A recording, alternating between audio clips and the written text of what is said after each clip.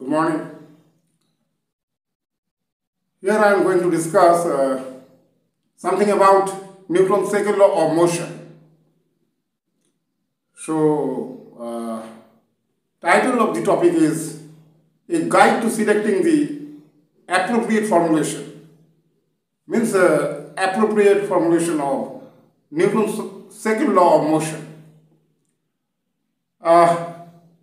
If you have already studied school level physics, then you know that there are two forms of Newton's second law of motion.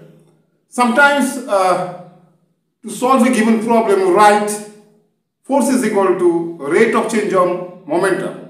Force is equal to time rate of change of momentum.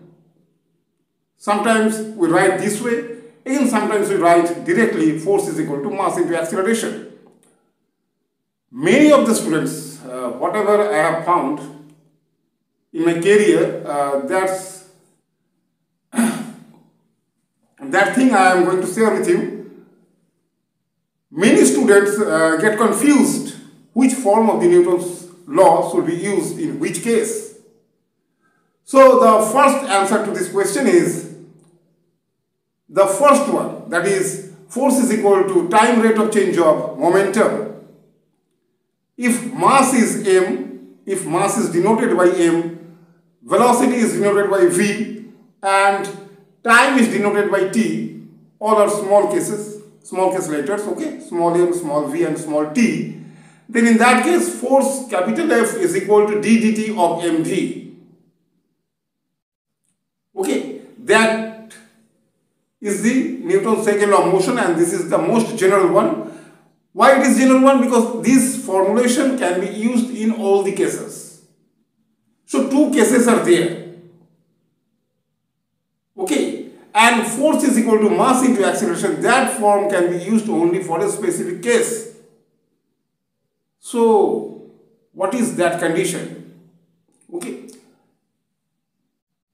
just what you have to notice when you are going to solve a given problem is that whether the mass of the given object remains constant or not with time. When time changes, mass changes or not, that thing you have to notice. Okay. So if mass does not change, if mass remains constant, there is no effect of time on mass. Okay. Then in that case you can easily apply the formula force is equal to mass into acceleration. That is F is equal to m into A for acceleration. F is equal to m into A for a system of constant mass. But if mass changes with time, in that case you have to use force is equal to rate of change of momentum. This rate is measured with respect to time, that is time rate of change of momentum. That way you have to start your derivation or calculation.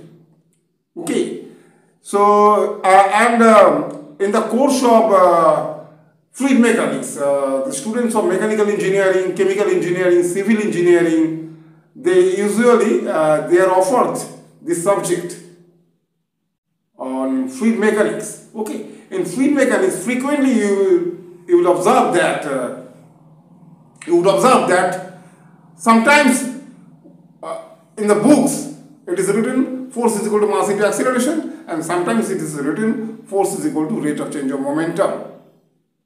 Okay, both are correct, but according to the given problem or according to the fluid element chosen to solve the given problem, they use both the formulation.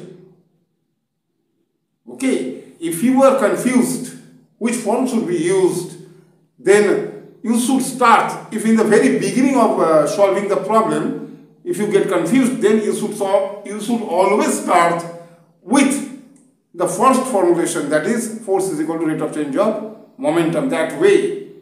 And then you have to notice whether mass is changing or not.